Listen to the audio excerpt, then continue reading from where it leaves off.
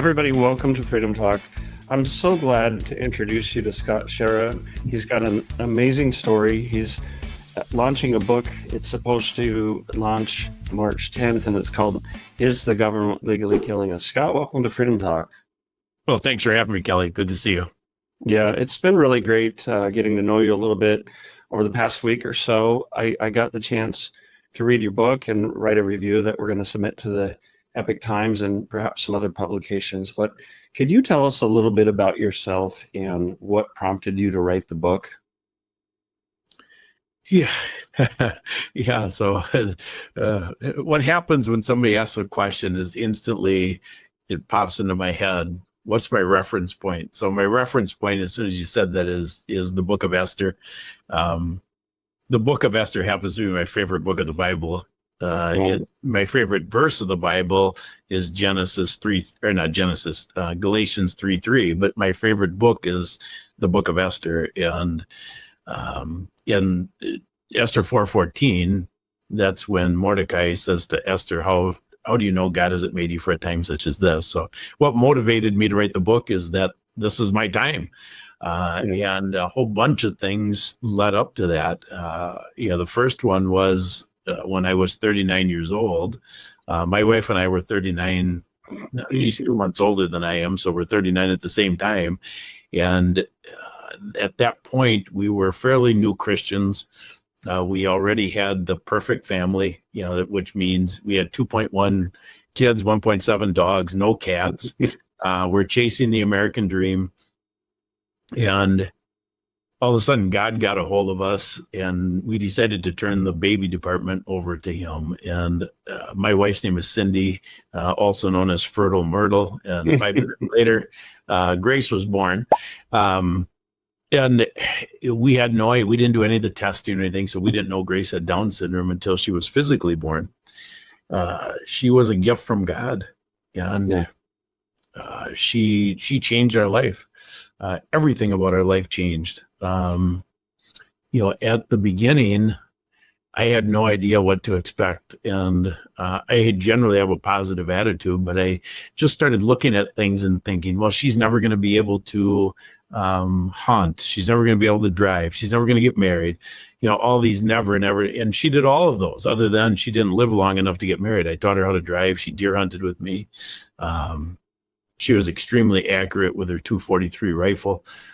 She played violin, tap dance, ballet. I mean, it was, the sky was truly the limit. Yeah. So all of a sudden you fast forward to 3 weeks after Grace turned 19, and now we're in this COVID scam, which I didn't know was a scam at the time. Otherwise, Grace would be alive today. And we dutifully took her to the hospital. Because she had low oxygen saturation, and the less evil FLCCC protocol said that if your oxygen saturation drops below 88%, take yourself to the hospital because it's an emergency. I did that. 7 days later, Grace was dead. And so she died from a combination of meds that are not supposed to be given, that they use to euthanize somebody in hospice care. And those meds were Precedex, lorazepam, and morphine. And ultimately, when it came time to revive Grace after they gave those meds, is when we found out the doctor had put an illegal Do Not Resuscitate order on Grace. And so we watched Grace die on a FaceTime call with our daughter Jessica in the room with Grace at 7:27 p.m. on October 13th of 2021. And what happened after that, 3 days later, I went into a different hospital, and I just about died on October 16th. But that hospital did not follow the protocol that the government was dictating. And they turned me around in 24 hours. And that's where God broke me, was in that hospital, and gave me the spirit of forgiveness towards the doctor and nurse. And ultimately, through a whole bunch of series of events, I started realizing Grace wasn't just killed. And this is a eugenics agenda. So I started waking up to that probably in July of 22, and I've become a full-time researcher, advocate, We had the very first lawsuit in the country, probably the only one that'll ever go to jury trial, with COVID as the cause of death on the death certificate. I have learned a ton, and ultimately, after the jury trial, God put on my heart to write down everything that I've learned about the medical industrial complex, which is about 4,000 hours of research. And, ultimately that's why you have me on today, is because I decided, after God said, write it all down, okay, this is going to be a book. And it wasn't even my prompting to do a book. I had an MD review the book first, the first draft, which it wasn't a book. It was just going to be an ultra long Substack article. And she reviewed it for the technical aspect, because I wanted it to be right. And she said, Scott, you got to turn this into a book. And so that's how the book was born. And I think it was Carl Sagan who said extraordinary claims require extraordinary evidence. So some people might look at that, perhaps a lot of people, and say, really, the government, the medical system's trying to legally kill us. And it seems like an extraordinary claim, but having read the book, it is very detailed. You bring in a lot of information, charts, graphs, studies. Tell me how much work went into this, and tell me a little bit about that journey, because it is remarkable. And in my book review, I said, for a layperson, I'm assuming you're not a medical doctor, and you have, you're not in that field. But I have to say from the outset, I don't think somebody has to be a medical doctor or specialized if they're willing to put in the time and work and look at the data. Yeah, well, I think that that's right. I mean, I think actually, if you're a medical doctor, it may restrict you from seeing what I could see. So I am a little bit more than a layperson, not much more. But yeah, an interesting, just a quick sidebar. I will find this someday in the trial, because I have the entire trial on an external hard drive, and the defense attorney for the doctor slipped and called me doctor while I was on the stand. And it's funny because, you learn terms. I didn't know anything, right? And all of a sudden you start talking about lorazepam, Precedex, tocilizumab, and it's like, because you study that, all of a sudden it just rolls off your tongue. But my background, the reason I say part of the reason God made me for a time such as this is because my background in college, I went to college to become a certified public accountant. So you're detail oriented, you're used to audit trails, all those type of things. So that was part of my nature. I never thought I would use it again, because I was essentially retired before Grace died. And then all of a sudden, okay, well, I got to use this skill set again. And I've been a lifelong learner, also thanks to God. And, so you just keep digging. And once I realized that we were scammed, I called it the Santa Claus effect. And, so why did I call it that? Well, it'd be obvious when I tell you. So once you learn that Santa Claus isn't real, what's your next question? Right? What about the Easter Bunny? What about the Tooth Fairy? Right? How much have I been scammed? And, that now when I see it, I think about, well, what percentage am I awake now? And it's hard to even know, because when your whole life you've been lied to, how much have the prior lies, are they still impacting me? And, my bigger mission, so this book is a stepping stone in the bigger mission, because my bigger mission is to get out of the world.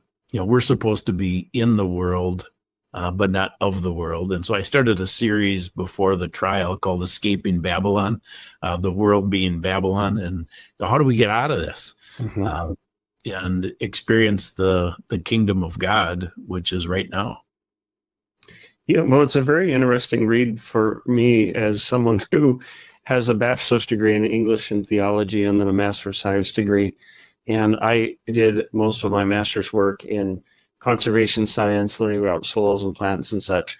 And incredibly, from dust you come to dust thou art. What I learned was very applicable, especially in principle, to understanding COVID. And I was working as editor-in-chief for a national medical publication for a company that educated healthcare practitioners, doctors, dentists, and the like across the country. So I did have because of my job combined with my degree, I had a certain amount of subject matter expertise. But again, not being one of these doctors, not being, in a specialized field, I think actually kind of helped. And what we're doing with Freedom Talk magazine is really working to reteach people to think critically, to examine issues, and not just take the talking points that they're given. A lot of people have a steady diet of social media and memes. So I really enjoyed reading your book. Maybe tell us early on here where people can go to find out more about you, how they can buy your book. I understand it should be available on the 10th of March, but tell us all these things of where we can go order your book and how we can get a hold of it. Yeah, so the main website that we started, it's interesting, Kelly, because I knew nothing about social media. I had never listened to a podcast until after Grace died. I had no idea about this whole alternative media, nothing. So the very first interview that I had after Grace died was on national live TV on Newsmax. And the lady was gracious enough to me to say, Scott, you got to get a website going. Then we started a website, and all of a sudden it dawns on me, okay, yeah, I get it now. So, yeah. So we did that. So the Grace's website is a depository for all the research, all the interviews. If you go to ouramazinggrace.net, that's the main website, ouramazinggrace, all one word, .net. You'll see a picture of that cover that you have on the screen right now, and you can just click on that cover, and it will either take you to, if you look at once you click on, you can go to Amazon, Barnes & Noble, or Goodread, and it's available for a pre-order literally right now. It will be released next week. Unbelievably, Kelly, it already hit #1 new release on Amazon. Wow. I'm shocked at that. Yeah. There was a point where I wondered if it's ever going to get on Amazon because, I mean, you read it, I didn't hold anything back. So you just wonder with their algorithms, are they going to not put it on their site? Yeah. Yeah. That's great news. And I know you've worked very, very hard going on different shows. You were on, what did you say, 6 today? How many shows would you estimate that you've been on? I've been on over 1,200 already. It's hard to when I look at it, it's like, oh my gosh. People, it's funny because I just, at the beginning when I started being on a whole bunch of shows, I started being outspoken, and I didn't realize, well, how come everybody wants me on their shows? Well, it's because that nobody was speaking out. So then all of a sudden, people would call up, they'd call me in between shows. Hey, can you come on today? And I just took them all on. I've never turned down a show. And the most I've ever had in a day was 9. And that was, I had already had 8, and somebody called, hey, can you come on tonight? And I just thought, well, my daughter's in the grave. And it's pretty simple goal here. I mean, I just don't want anybody else to lose their best buddy. Grace is my best buddy. This isn't rocket science. Yeah. Yeah. So there she's shooting her 243 over on the right-hand side. Yeah. These pictures are so amazing. Just the interest that she had and the accomplishments that she made. And, I think people tend to think of someone with Down syndrome as flawed, maybe incomplete. They don't necessarily understand, but you have a very different perspective on your daughter that I think you felt like it was a gift to have Down syndrome. Well, my perspective changed over time. When she was first born, like I said, my normal positive perspective was somewhat negative. And then after I realized the gift that she was, this will sound strange, but I thought, I wish I had Down syndrome. And the reason is because she was the closest person to God that I've ever met. And, so why aren't we close to God? Why am I not as close to God as my daughter Grace was? Well, because the cares of the world burden us down. Her way, I'll give you a couple of examples. So we would do, we'd horse around doing a number of different things. And I would ask Grace, what was your favorite thing about today, Grace? And she would always say the same thing. And she would just say, everything, Dad. Just everything. Everything is tied for first place. And she would say often, this is the life. Because she just looked at it that way. I mean, the innocence when every year of her birthday, so the night before, she would look at me and say, Dad, today I'm 17 and tomorrow I'm going to be 18. Like it's a mystery. It was just, it was so awesome. The best example I can give you of grace, I wrote in the book. I mean, because you read it. I mean, I wrote about this in the book because it just blows my mind away. We were at the county fair, and as the dad, I was designated as the one who had to ride all the rides with Grace. And after one of the rides, I'm sitting on the bench because, your stomach has to recover. And in comes the small animal vet in the entrance of the fair. And Grace goes and runs up and gives him a hug. And I sat there dumbfounded. I thought, I can't do that. So what's the mystery? Well, the mystery is this man was a flaming homosexual, got married to a man. They adopted kids. I can't stomach it. And so what I did was took the sin and hated the sinner. Grace loved the sinner.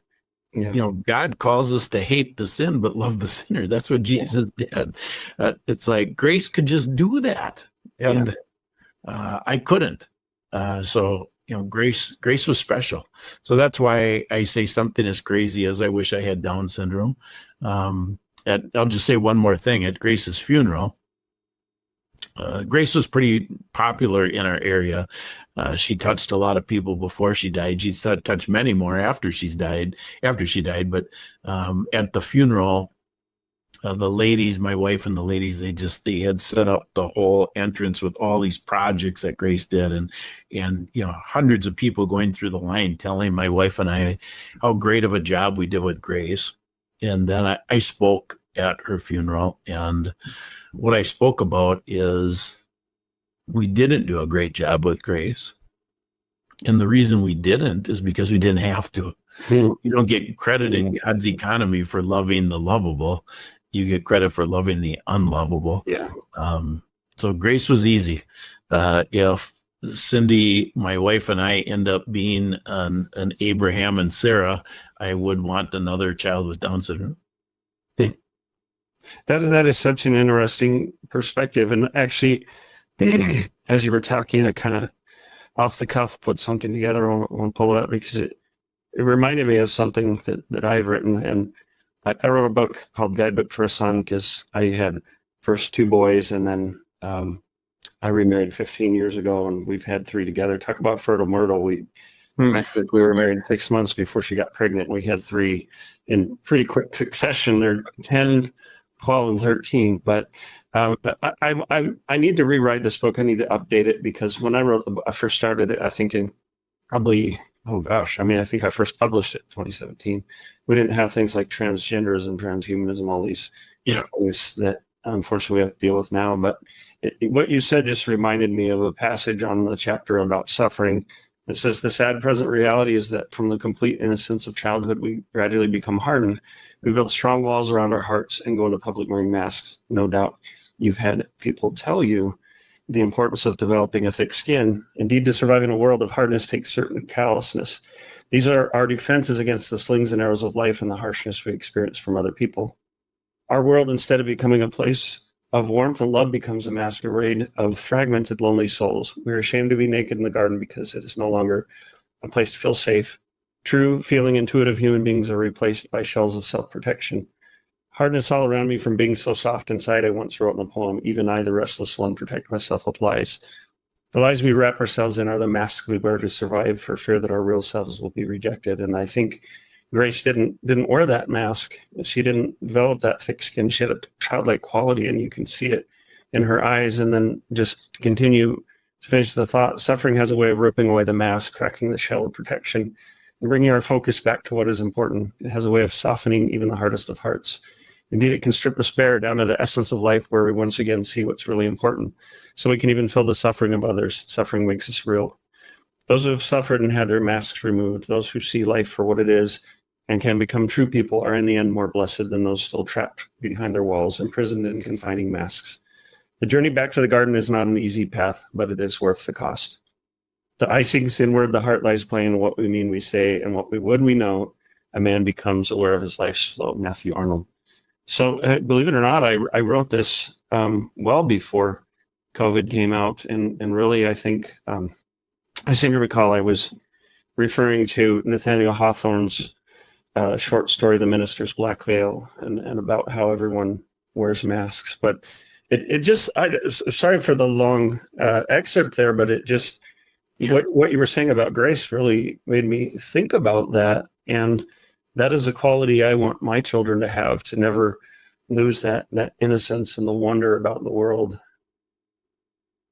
Well, I agree. And, you've got the kids that are at the right age, the 13-year-olds getting a little bit beyond that. But, when kids are in the 7 to 10-year-old range, it's it's an absolute blast.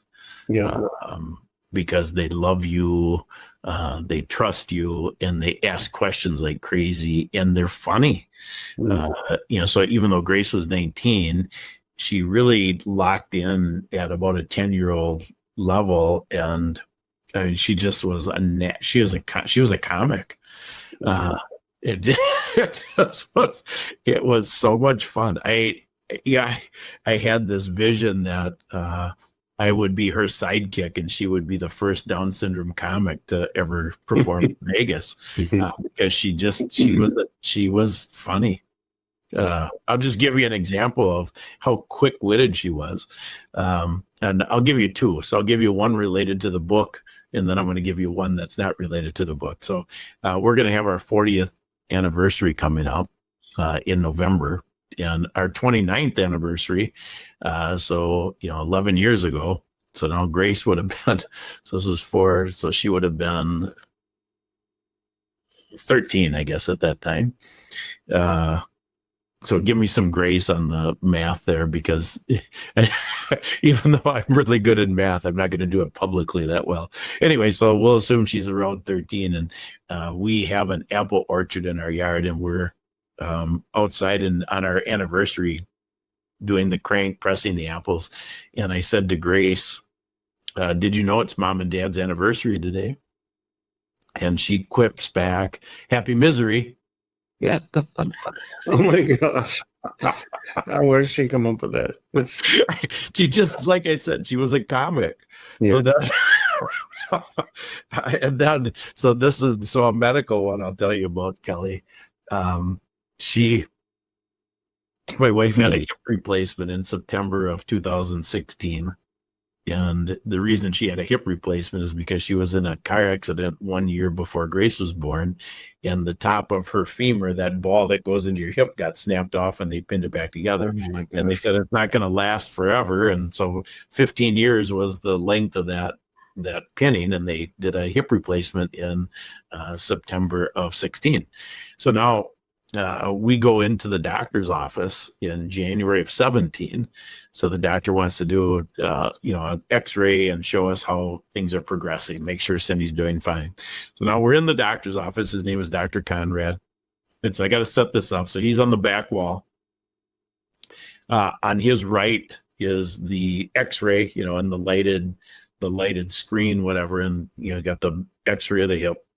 And then on the 90-degree wall is Cindy, Grace, and me.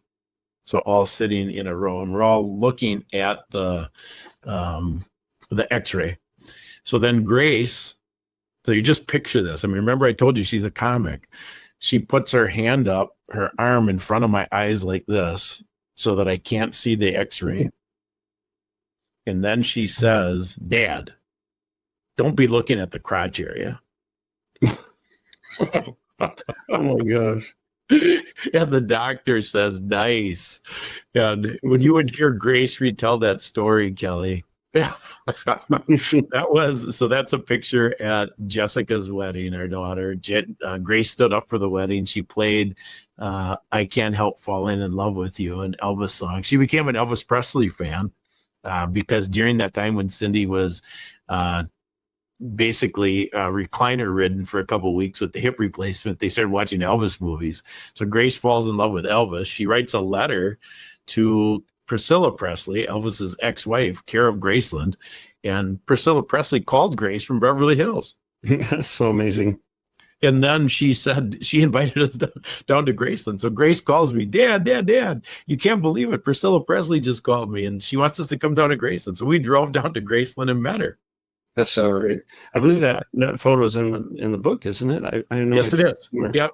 Yeah. It sure is. Well, that's so great. Well, here's some more pictures of Grace. I'm sure some people would like to know, because this is a book that has a lot of medical aspects to it. Could you explain, at least in simple terms, what happened and what caused the death of your daughter? And I'm sure it's painful to relive it, but I think people should know what's going on. Yeah. So specifically with Grace, this was during COVID, and I don't like to talk about it in terms of COVID because of how our government is trying to frame COVID as a mistake. So I'm just going to lay this out right up front. So during the COVID era, so the 39 months that they were scamming us, the government directly incentivized hospitals to follow protocols. So they wrote checks if they followed these protocols directly to the hospital. Okay. And if the hospital would follow those protocols, they had immunity from liability under the PrEP Act. Okay, so my book exposes, which COVID woke me up, my book exposes that this has been going on for a long time. And since the early 80s, they've been doing the same thing, but it was indirect versus direct. So COVID was direct. Since the early 80s, it was indirect. So then how did they do that? Well, they did it through standards of care. So if a doctor would follow a standard of care as opposed to an incentivized protocol from the government, they follow a standard of care. And if the doctor followed that standard of care, not only would they get paid, so that's indirect versus a direct payment, but then they also have immunity from liability, not from the PrEP Act, but because of following the standard of care automatically gives immunity from liability. So this is a whole industry that not only doesn't disclose their pricing, but when they make mistakes, they have no consequence. So can you think of another industry that is like that? I mean, it's crazy. All right. So now you asked me the specific question about Grace. So it was in October of 21. I'm not awake at all. So I've been programmed like all of us. I mean, programmed to trust the system, trust the white coat. And in this case, I wasn't buying into the government protocol for COVID. We were already awake to the vaccination agenda, partially. Now I think I'm all the way awake to that. But Grace was never vaccinated with anything. That's one of the reasons she was so high functioning. But what we weren't awake to, I still thought hospitals were a safe zone.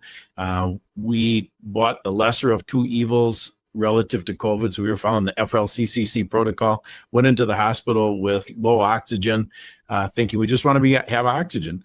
The emergency room physician said, let's just check Grace into the hospital for 3-4 days, put her on oxygen and a steroid, and she'll be fine. So I thought, okay, that's good. I'm good with that. So I stayed with Grace from the 6th until the 10th. I was taken out by an armed guard on the 10th. Jessica, our daughter, replaced me. Grace was without an advocate for 48 hours. Never happened in her life where she didn't have somebody. So during that time that she didn't have an advocate, they had previously overdosed Grace on a med called Precedex twice. While we didn't have advocacy, the day I was kicked out, Grace was not on anything. Okay, she's just recovering. Well, then they started increasing the dose of Precedex. So they increased the dose. They started and increased the dose of Precedex 7 different times when there was no advocate. And she had been overdosed on Precedex 2 times before. Well, on her last day, they combined Precedex with lorazepam and morphine, which that combination, if you're familiar with hospice care, that's how they end your life in hospice care. And in the medical expert that we had at the trial, Dr. Gilbert Burdine, when they gave Grace morphine, she had no blood pressure. She had no pulse. She was breathing hard. And Dr. Burdine, when he saw that, he decided to be an expert for the plaintiff, which he's never done. He's only been an expert for the defendant. He reviewed Grace's records and felt he was called to do this. He didn't take a penny personally for the hundreds of hours he invested in the case. And he said it was the worst medical decision he's ever seen in 46 years of medical practice. So even all of that, Dr. Burdine testified if they would have just used the reversal agents, Grace would have revived. But they refused to use any of it because the doctor put an illegal do not resuscitate order on Grace's chart. So the medical staff refused to even step a toe into that room when we're screaming to save Grace. So I lay that out in the last chapter of the book. As you know, I go blow by blow through Grace's last day on earth. That was a tough chapter for me to write, because you have to relive it. And between the, so the introduction is about Grace, the closing is about her last day on earth. And then, the guts in between, what I do is I prove, as you know, I prove beyond a shadow of a doubt that the government has legalized medical murder. It's by design, and medical murder is in fact the number one cause of death in America. And I don't think anybody reading that will disagree, because I brought all the receipts. We have 70 end notes. So this isn't just a dad's opinion. This is it's a research paper. That my hope with the book, Kelly, isn't that guys like you and me read it, although I think we need to read it. But my hope is the guys like you and me that read it, we pass it on to somebody who's not awake, because the way I wrote it, when it was decided this is going to be a book, now I had to have a perspective. And the perspective that I took is that I wanted the person who is not awake to be gently brought into the fold and see with their own eyes, this is the truth. I had, like many people, progressively woke up more and more. And I don't think I know I'll never look at the world the same again. But Scott, I want to thank you for introducing your book, and tell us again quickly before we close where people can find your book when it's available, and how we can best support you and your work. So the best support is blank signed checks. I mean, that's no question. Always blank signed checks, but they count me into it. Relative to finding the book, by the way, 100% of the proceeds for the book are going to Grace's foundation. We started a nonprofit after Grace died called Our Amazing Grace's Light Shines On Inc. And we use that money in the nonprofit to educate. We have the website, we have billboards. So that's what the money's used for. So we're just hoping people will support the book. You can find the book by going to ouramazinggrace.net. There's a copy of the cover right on the main page. Just click on it, and that'll give you the 3 sources to buy it. Right now it's in pre-order. We hit #1 bestseller on Amazon this week. And I just hope, I hope everybody reads it. It was a gift to just be able to write it. It's neat to have the research all in one place. So I'm thankful that is done. And I'm hoping that it really sheds light on what is going on, so that people can protect themselves. I want people to, my closing message is, after you read it, and you'll see this in the book, people always ask me when I'm doing public speaking, how do you protect yourself? And I bluntly answer, get comfortable dying. And so how do you get comfortable dying? The fear of death makes us do all kinds of stupid stuff, and we check out of our critical thinking. So the only way I know how to get comfortable dying is to know where you're going when you die. And so how do you know where you're going when you die? Is you have to understand that Jesus Christ came to die for us on the cross and rose again on the third day in fulfillment of the scriptures, so that whoever believes in him will have eternal life. And once you know that, you can have confidence that where you're going when you die. So you don't have to be tempted by all these shenanigans in the Antichrist medical system any longer. Well, I believe we'll all get a chance to meet Grace someday. And Scott, thank you so much for taking the time. We'll do a Meet the Author event pretty soon. I've sent out your book review, and we're going to have you in the March issue of Freedom Talk for sure. So make sure, guys, if you're watching, subscribe to Freedom Talk magazine at realfreedomtalk.com. You can get a free subscription. Even better, maybe not as good as a blank check, but even better, you can subscribe to our premium issue, which is just $5 a month or $50 a year. Scott, thanks so much, and we'll see you again real soon. Sounds good, Kelly. God bless you. You too. America's founders warned that without knowledge and virtue, no nation can remain free. Yet through the steady infiltration of Marxist ideology, we have been stripped of both, and we are no longer a moral and educated people. To save America, we must spark nothing less than a national renaissance. That's why you need Freedom Talk magazine, the journal of truth and virtue. We cultivate enlightened thinking and principled living, offering unique insights into the issues and remarkable people defining our world. Sign up today for your free subscription to Freedom Talk magazine and join the new American Renaissance.